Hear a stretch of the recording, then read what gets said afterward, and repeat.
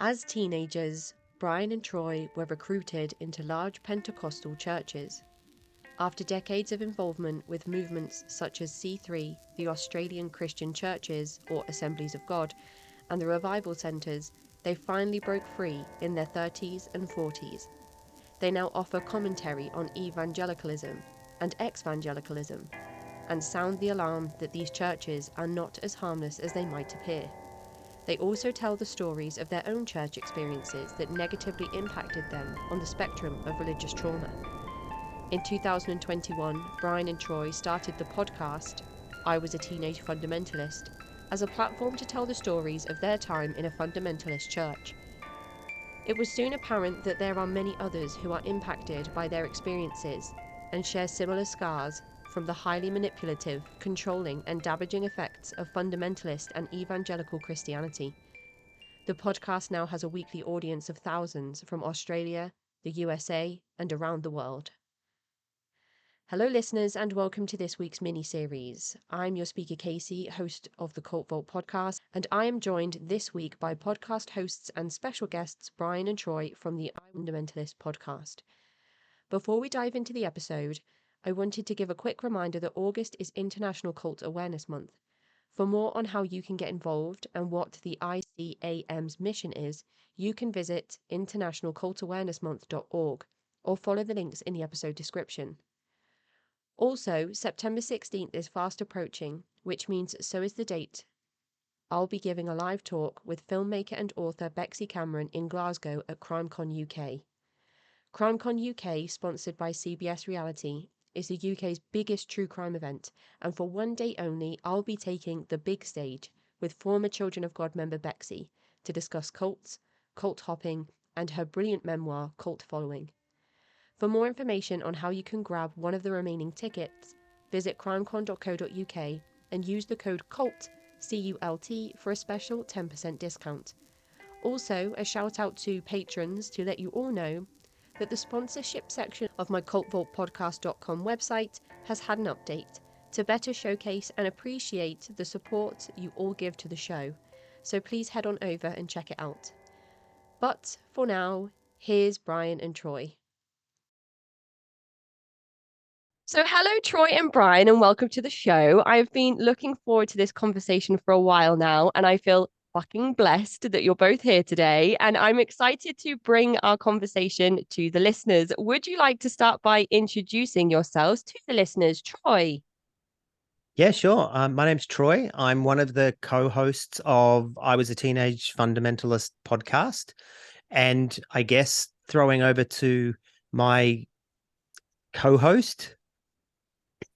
Yes, we are a duality. So I am the Brian half of the duality of I Was a Teenage Fundamentalist podcast. And I'm sure during this interview, we're going to talk a little bit more about why we actually started it and what's happening with it, but also what drove us to start a podcast about all this really strange shit. And from listening to some of your content, there certainly is some strangeness in each episode. You're on season 4 now, I believe, Troy. I was listening to some of the content yesterday. How many episodes roughly per season do you tend to do, or do you not have a set number? When we first started, we were going weekly. And so I think our first season was about 20 episodes, and then the second season was about 20 episodes, and we did them both in 1 year. So now, though, we got a little bit overwhelmed with all the editing and all the research and everything that goes into it. So we now release every other week, or as we like to say in Australia, every fortnight. But we tend to lose our American listeners when we use words like that. They think it's a video game. So now we are every second week. And I think so far, at the time of this recording, we're at about nearly 80 episodes in.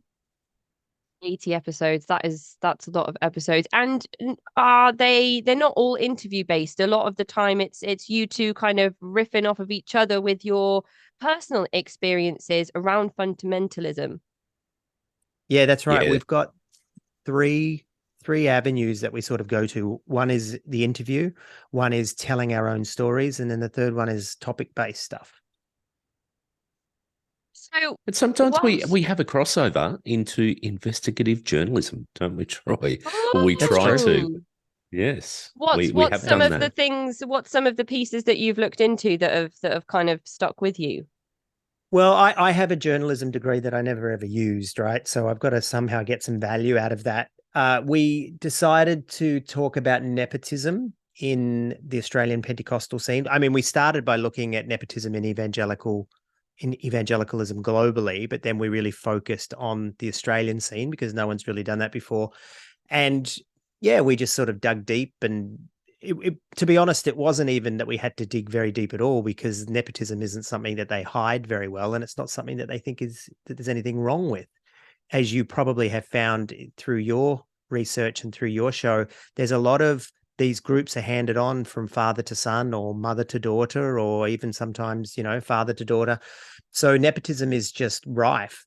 And it was a really interesting episode, though, because we were able to dig into Michael Guglielmucci, who had this whole fraud thing around claiming to have cancer and took all, and this is all public record stuff, right? But he took offerings and donations, and it turned out he didn't have cancer at all.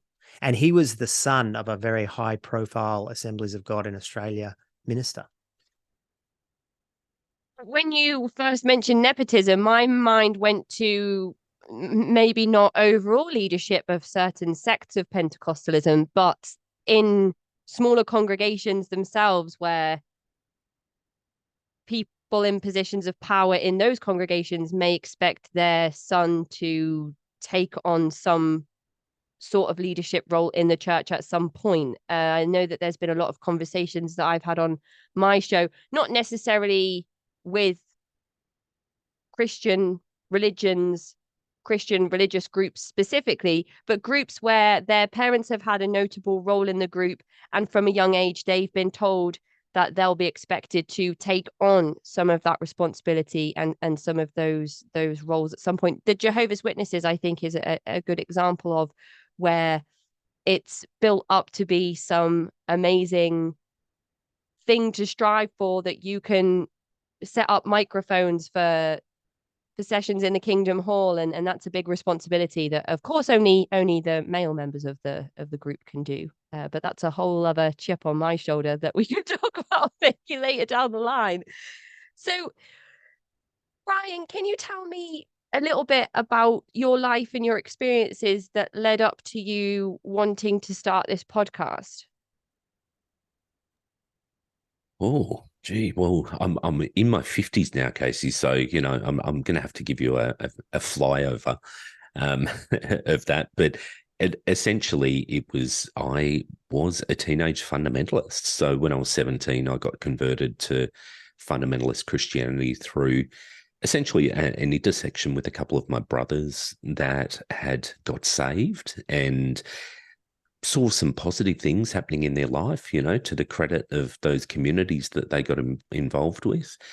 And I was at a time in my life where I'd always thought, what's this all about? What's this life thing all about? Like, there's got to be more to what we see, taste, smell, and experience. So I think I was ripe. I was at that. You see a lot of people converted as teenagers, and I do think that there is a particular vulnerability at that stage. So for me, I was involved in the church for the best part of the next 20 odd years, maybe 22, 23 years, in different congregations. I mean, part of it was a fundamentalist congregation where Troy and I met. And after that, I spent the next 17, 18 years trying to find something that fit and made more sense to me.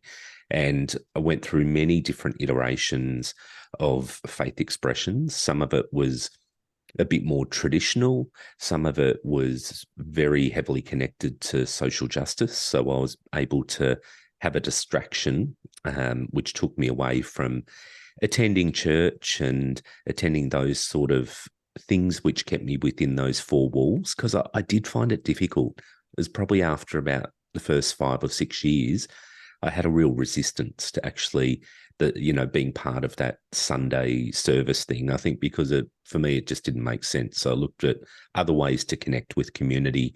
And ultimately, other ways to express what I thought was expressing my faith. But for me, I think it was just it was the road out. Like I was trying to make sense and trying to make it work for me.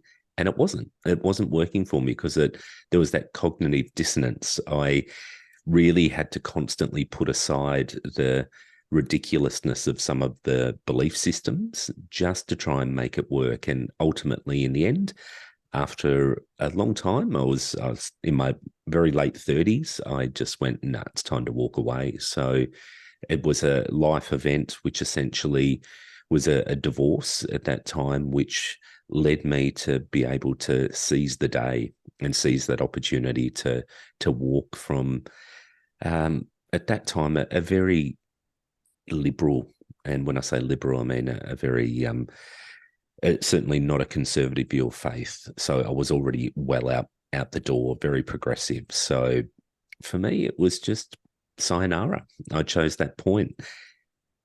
Troy and I have stayed connected on and off throughout our journeys. Troy will talk about his. He left a lot earlier than me, but I think we used to catch up and quite often and just go. A lot of our conversations would circle back to this time in our life of trying to sense make, but also trying to work through what fucked us up so much, because there were so many points of it where we're going, that is what actually leads me to make this and that decision in my life going forward, because I have this baggage from that. So those conversations were happening. And then one day, Troy had a vision. Didn't you, Troy? No, he will tell how it had happened. It wasn't a vision, but it was sort of slightly spiritual. And he contacted me. He goes, "Hey, what do you reckon about doing a podcast?" Half expecting me to go, "No, I don't think so." I went, "Yeah, let's give it a crack." And that was probably 2.5 years ago now, I think, start of 2021. We are both based in Melbourne in Australia, the most locked down city in the world through COVID. So besides, I think then China would have taken our crown because they kept on carrying on with their lockdowns longer. But we had lots of opportunity to record because we were in lockdown and not really able to go anywhere. So here we are, 2.5 years on, and didn't anticipate how many people would connect with it and the impact it would have. But it certainly has surpassed any of our expectations and anything we could have dreamt of. But that's the flyover. So there's lots of things I'm sure we can unpack as we have the conversation going forward, but that's it in a nutshell. I think it's awesome that you've been able to maintain your friendship throughout your respective journeys, especially if Troy left a bit earlier, as you mentioned, Brian. But what I think is really interesting is that you decided to sit down to unpack your own experiences and in turn are most likely helping so many others do the same with theirs as well. And perhaps people that can't have these conversations with other people, maybe they're still in an environment where it's forbidden to even have those thoughts. So who knows, what kind of saving grace you're offering people in certain environments. I think that's awesome. My podcast is also a lockdown podcast, so I think there are some things to be thankful for when it comes to that very strange period in all of our lives. But Troy, could you please give us your flyover? Yeah, okay. I don't know if I can fly as high as Brian does, because I like to get down into the weeds. So by all means, feel free to edit the shit out of this if I go on for too long.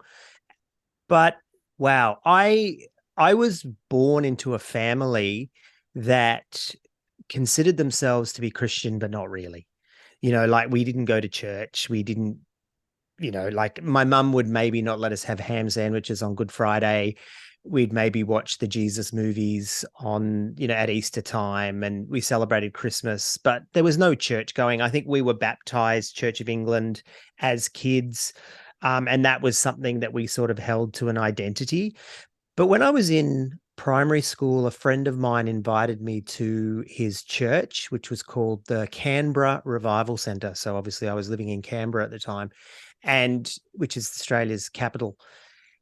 And the thing about Canberra's a funny town because a lot of people are involved in public service. A lot of people are involved in the military. And so people sort of come and go.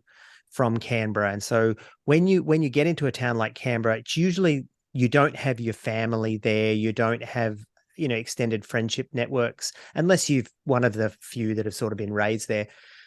So I think people are quite needy, and people are sort of in a more of a vulnerable position. And so the Revival Centre, which was this Australian Pentecostal, and I'll say unashamedly, cult, I'm sure on your show we can say that word, they were quite a large group in Australia. They'd had quite an impact through the 50s, 60s, 70s, and by this stage it was the 70s. And so I went along with my friend to his church, and it was very typically classically Pentecostal. So they'd sing hymns, but they'd also sing choruses and clap their hands, and it was really quite fun. And I thought I was a Christian, and so I'd go along with this. Then my family ended up moving to America because, again, my father was military, so we sort of moved around a lot. And there I really got exposed to church and to church life, even though I never went. It was just because I was living in the South, you know, I was living in Georgia. Everybody went to church except us. And so there was the Christian television, you know, Praise the Lord Club and Jim and Tammy Baker and Ernest Angley and all this kind of stuff. I was bombarded with this stuff. And so when we then moved back to Canberra in about 1982, 83, my friend was still there, and he invited me along to the church again. And I went along on a camp, and that's when they started speaking to me about speaking in tongues. And it was a 2-week camp. And I can honestly say I got love bombed, because I'm also quite as a kid, especially, I was very loud, and I was, you know, into acting and performance, and I was in the school rock band and all that kind of thing. And so I really fit that world, that Pentecostal world. And I got converted really on that camp and spoke in tongues, and came home, asked my mum if I could get baptized, and she said yes. And by the way, you're going to hell. And then that turned into a huge fight, right, with my parents, because they're like, we're not going to hell. And it's like, well, yeah, you are, according to this new group.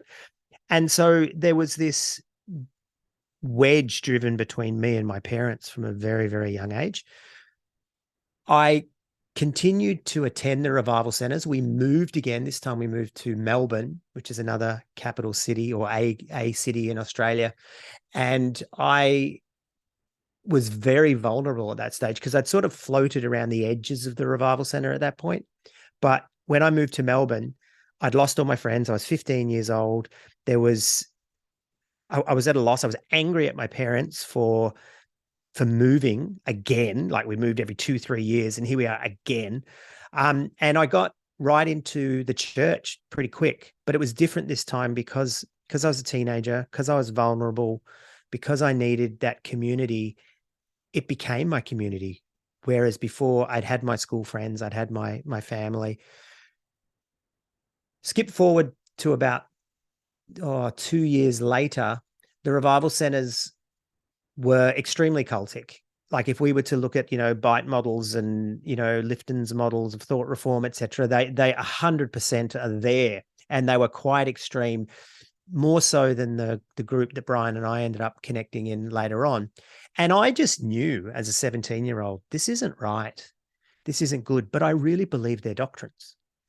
So they had ways that they would kick you out. If you did certain sins, they would kick you out, sometimes temporarily, sometimes long term, but they'd always let you back in eventually. And so I had this idea, right, that I am 17 years old. I'm thinking I'm going to get myself kicked out of the group, so that way, if Jesus comes back and this is the truth, I'll say, Jesus, wasn't my fault. I was actually kicked out. So, you know, as if God Loophole. couldn't Found a say, loophole. yeah, loophole. It was totally loophole. This is me, right? I should have been a lawyer. So I did. I went and had sex, and I was 17. I was ready for this anyway, right? And so I dobbed myself in. I got excommunicated from the church. However, where it got really dark and sinister and horrible, and I should have seen this coming if I'd known anything, if I'd listened to the Cult Vault podcast, was they weren't just going to let me go that easily, and they weren't going to make it easy on me. And what they did was they said to me, you've lost your salvation forever. You're going to miss out on the first resurrection with Jesus, And I believed all this, remember. I was thinking I was just going to get out, then I was going to take off, maybe one day join another church. No, you've lost your salvation. And so the trauma and the impact of that, Casey, I had no idea at the time. It's only as an adult looking back. It was profound. And so my, get out of jail escape plan didn't happen. I was a mess. And more than that, they said, you can only come back when you get married. And I was 17. So they made me ring the girl from school who I'd had sex with and ask her to marry me. She's giggling, and she's like, no. And I'm like, okay, great. Thanks. Bye. Hung up, rang them back. They said no. Anyway, it was years in between that group and then later joining another group that I was just trying to find my way, and I was really lost. And I had a few scary experiences, at nightclubs and stuff, and, dropping acid with friends, and it got all very spooky and scary. And, I guess my subconscious was coming back going, this is unresolved. This is unresolved. And so I ended up in the Assemblies of God, which is where I met Brian. And then now I promise I'll put it into fast forward for you. I ended up getting married to a pastor's daughter. I went to Bible college, got a degree. I was a youth pastor. I was an assistant pastor. I was right into all this until I got to an age of about 29, where one day it all just stopped making sense. And sure, there's a lot of gaps in that story, but it really did just hit me one day that it was like, I can't make sense of this anymore. It's meaningless. I won't say I don't believe in this anymore. It just stopped being real. And I literally walked out of church one day and never went back. Wow. That's And that was 1999. Podcast didn't happen for another 20 something years, but yeah, it's a loaded story. It really is.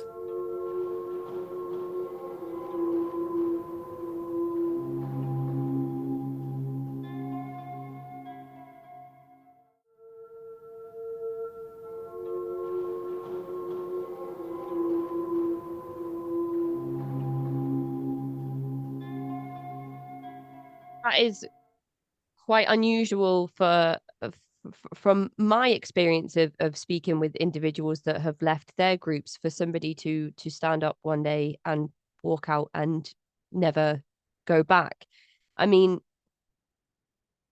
there's one thing physically leaving a church. There's another thing completely divorcing yourself from a group. Did you have a period of time where you were wondering if maybe you'd made a mistake, or you were still worrying about doing certain things outside of the church that might lead to your damnation? Did it stay with you psychologically for a period of time?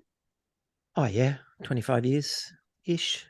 It took a long time. I left church in 1999. I came to a point of deconversion in 2004, 2005, when I really said, okay, I don't believe anymore. Then come to a point of actually dealing with the emotion of it. I think that really happened. There's been a lot of growth in this podcast period over the last 4 years, where I've dealt with a lot of this. I mean, I was reading Lifton and Stephen Hassan and all that kind of stuff back in the 90s, trying to deal with my revival center experience while still in the Assemblies of God. So there wasn't one moment for me. It was this ongoing process for me, even to the point where I would say, Casey, as much as I want to say success and life goes on, I'm still dealing with this stuff, still to this day.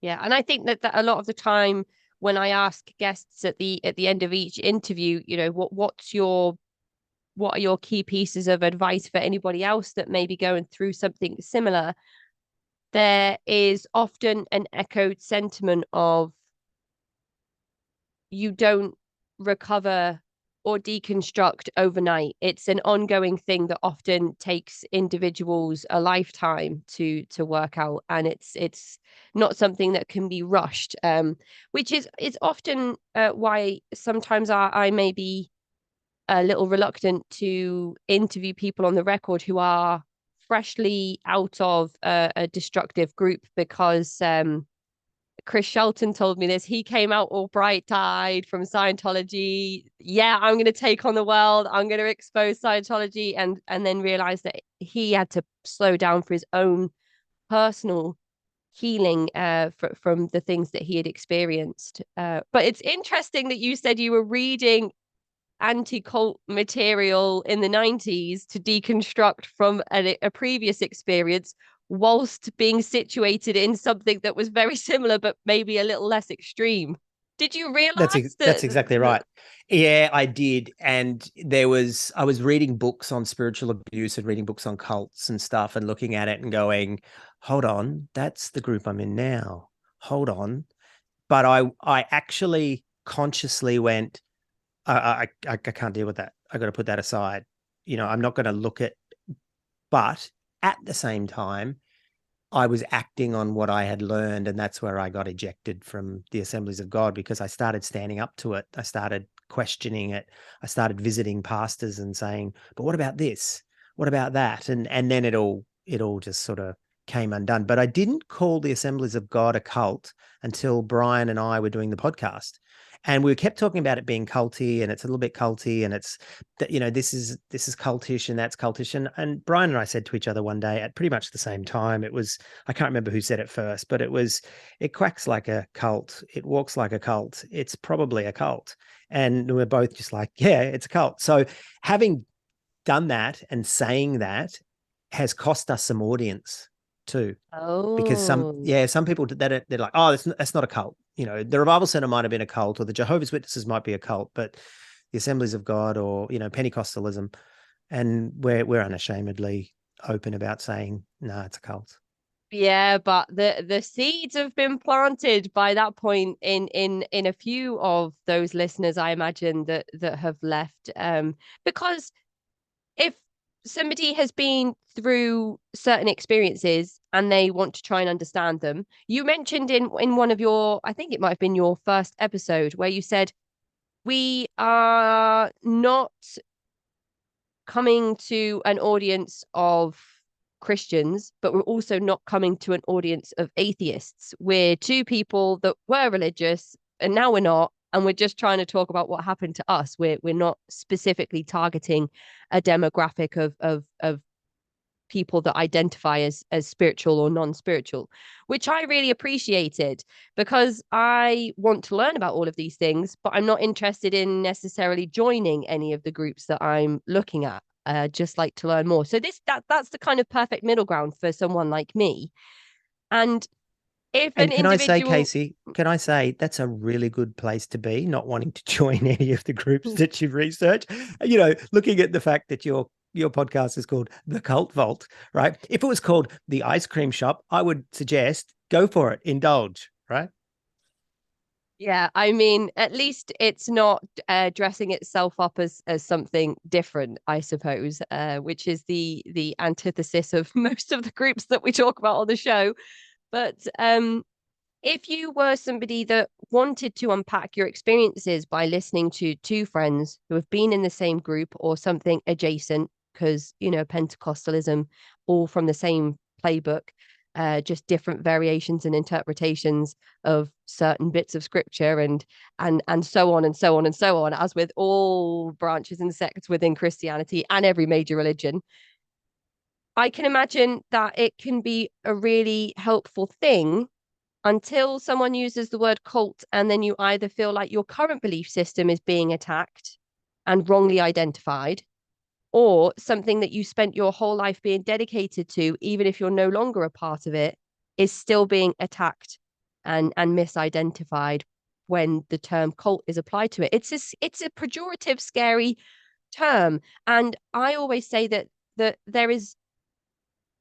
the word cult means something different to every single person you ask. In everybody's minds, from all of the people I've spoken to, when we say, well, what does the word cult mean? It's never exactly the same definition. Even dictionaries have vastly different definitions from one another. Some dictionaries will be like, oh, any type of Christianity that doesn't look like this type of Christianity is a cult. That doesn't help me when I'm looking at, large group awareness trading or political groups. but the same tactics that are used in those cultish Christian groups are still. Anyway, it's interesting that you have lost listenership, but if they've tuned into a certain amount of conversation between the two of you, I think some of that may have soaked in at the time people decide to stop listening. I mean, I don't know, Brian, what do you think about that? Yeah, look, eventually we may see them unsaved, and that's our ultimate goal, is to lead people away from the Lord. No, it's not. It's actually not. But, hey, let's give it a crack.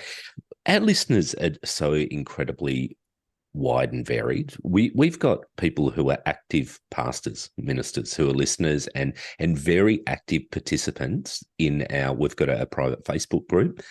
Some of them are the most active participants, and not in a negative way at all, because we really do protect the space, and it's evolved into a bit more of a therapeutic community on there, where people quite often throw a question on there and say, hey, I'm dealing with this or that, or I watched this show the other day and it just set off triggers from 20 years ago. How do you deal with it? It's a really amazing, mutual help space. And it's something I didn't think we anticipated necessarily it would be such a key part of it. But the storytelling and we most certainly try and make ourselves very vulnerable through our episodes, particularly where we're telling our stories and sharing our experiences, because they're the ones that people talk about and really connect with. And probably the most common feedback we get is, I thought I was alone. I thought I was the only one going through this. So many people who've broken away from families, from groups, from, cults and cult-like experiences, have walked away thinking, how do I deal with this? There's not much out there. I mean, there's a lot more out there than there was 15, 20, 25 years ago when Troy walked away. But certainly there's still not a lot of people who understand your experience or can contextualize the weird and worrying space that it is. Like, people don't understand just how, from an observer, you can say, how could you believe that? Like, it doesn't make sense. That's ridiculous. You're an idiot. Well, you are completely enculturated in it, and you're within the bubble of thought. So the only point of reference you have within that time is each other, and you're all reinforcing each other's beliefs. You're all listening to songs every week at church, or sermons and youth group and Bible studies that are all telling you, hey, you've got to believe this because it's the right thing, with very little or no evidence.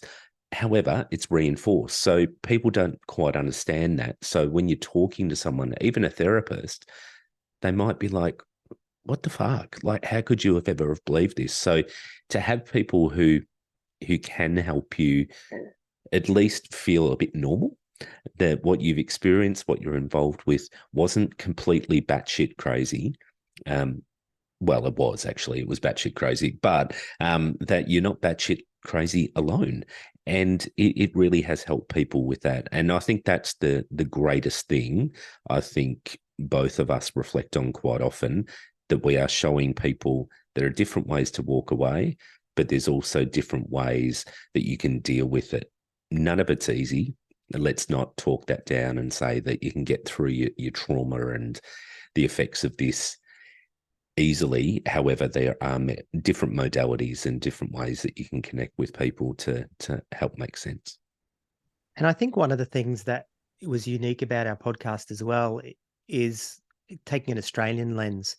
Like, now we have as many US listeners as we do Australian listeners, because the experiences are very, very similar. The US is definitely the mother culture for Christian fundamentalism, and we drew a lot from there. But there was still this uniqueness. The names, the church group names, the individual minister names, all that kind of stuff is very unique to Australia.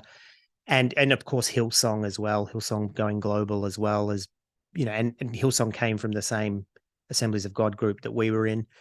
I think that was a first. There's certainly been people calling evangelicalism a cult for a little while. But even that's quite fresh, that people are just coming out and going, actually, what was considered to be mainstream Christianity is in itself a cult. I think that's kind of new.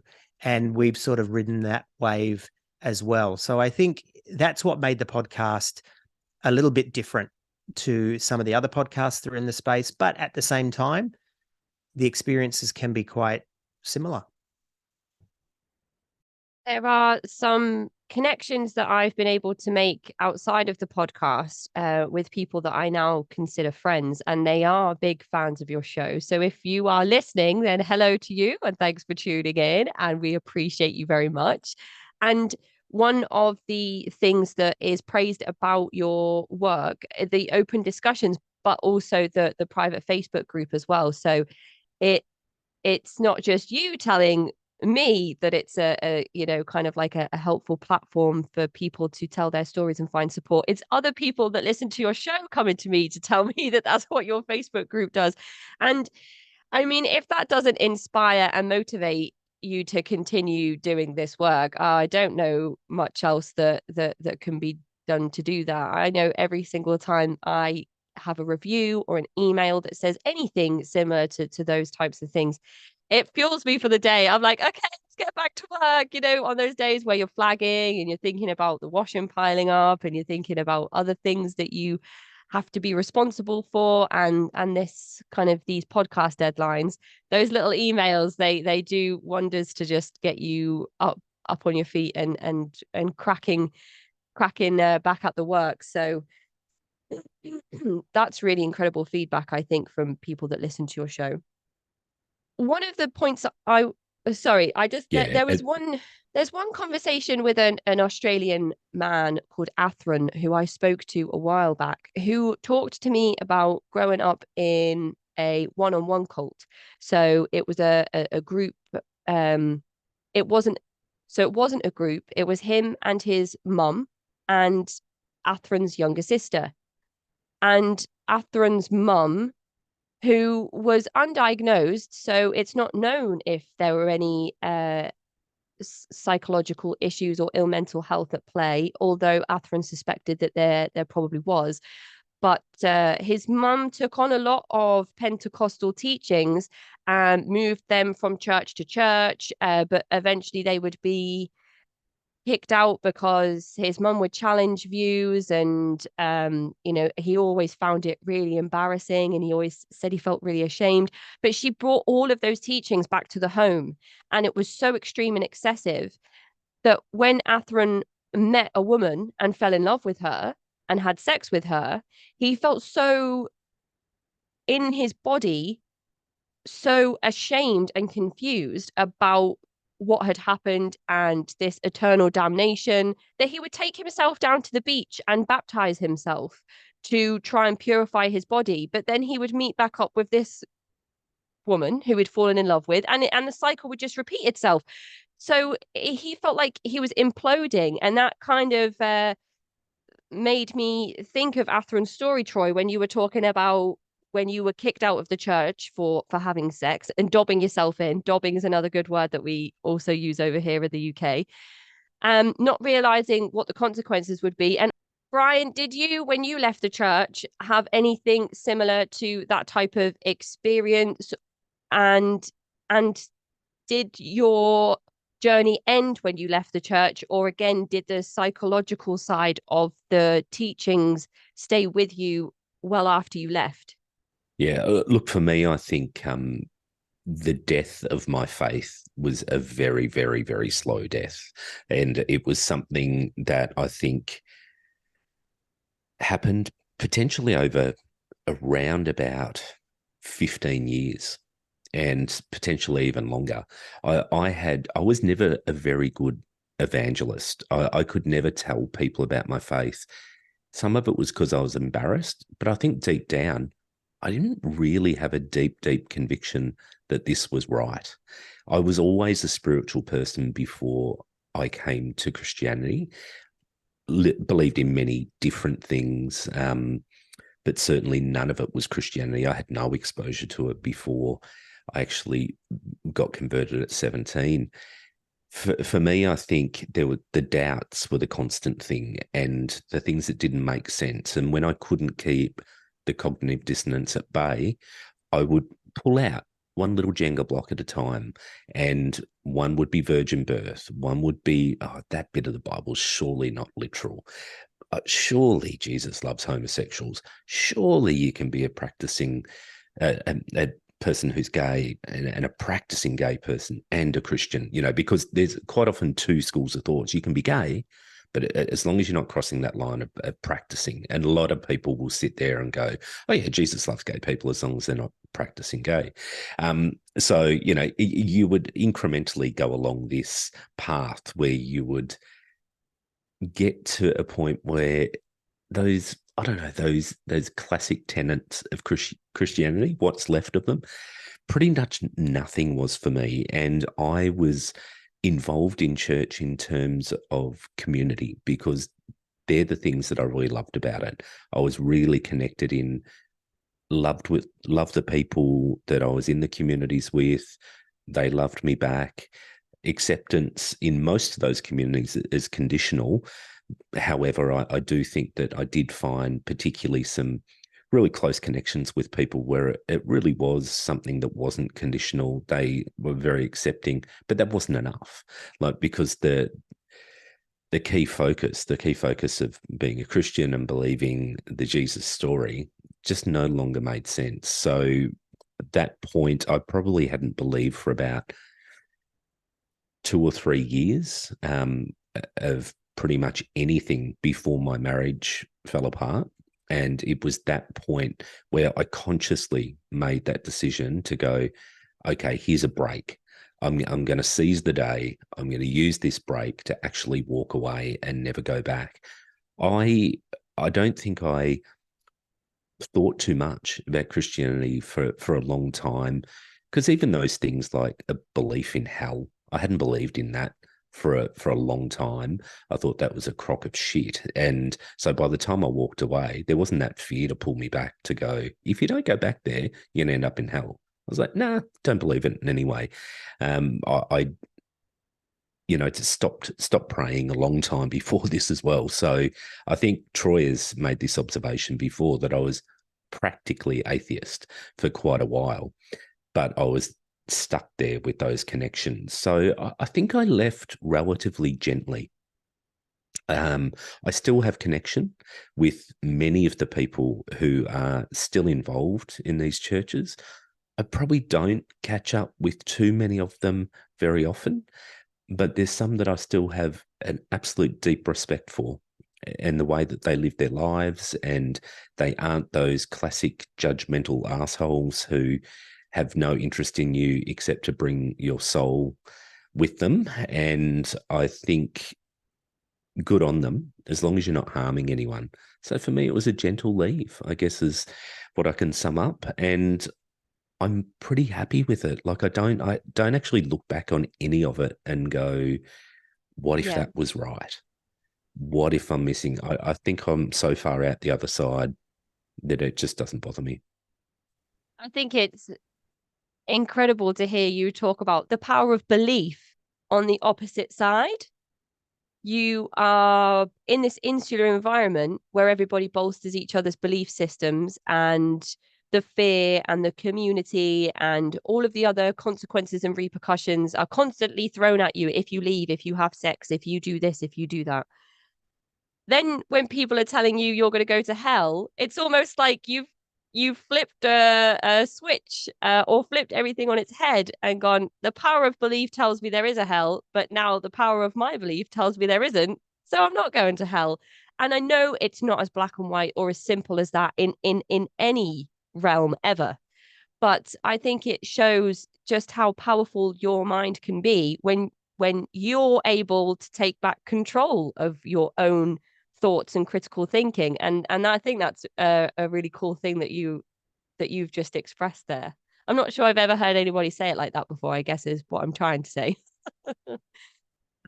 Look, I think some of it is, I almost did therapy on myself. So I'm a social worker professionally. So part of it was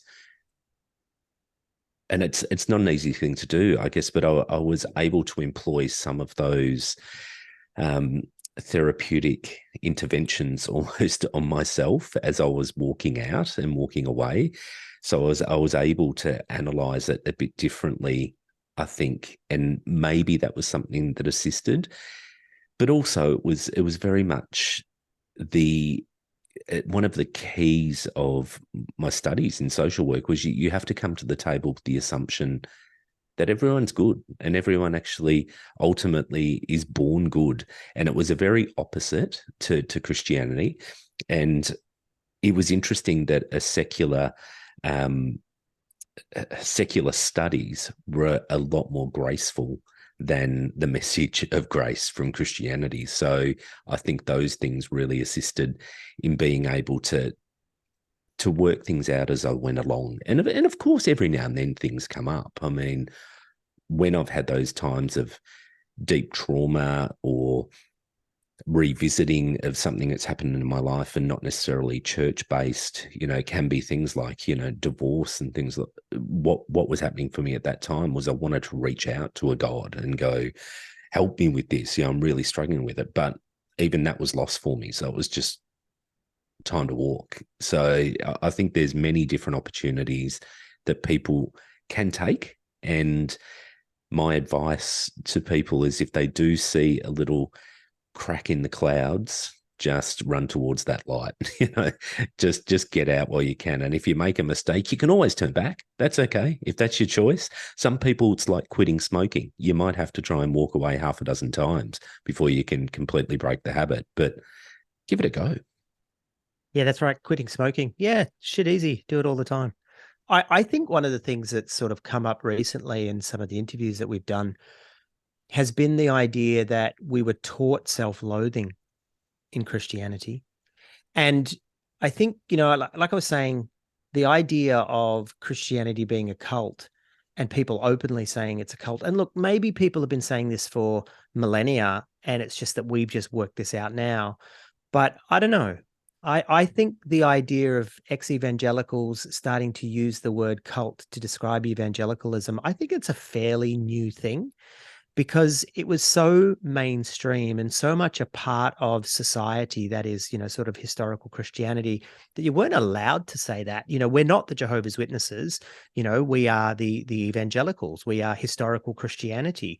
So, the Mormons are a cult, Jehovah's Witnesses are a cult, but we're not. And I think being able to take that label and apply it and being able to use, those standards and those criteria is something new that's happening in the space. And I hear it now on a lot of different podcasts, but also this idea of self-loathing. I don't think, Brian and I weren't raised in the church. We were converted in as teenagers, hence the name of the podcast. We were taught self-loathing. It wasn't something that came naturally. It wasn't something that was inbuilt in us. We both came from families, we had our shit, don't get me wrong, but we weren't taught that we were bad. By the time we left church, we doubted ourselves. We doubted our ability to make choices. We doubted our ability to discern what we wanted for ourselves because, what's that verse, Brian? The heart is deceitfully wicked and, all this kind of stuff that you get taught. And I think that is just cultic.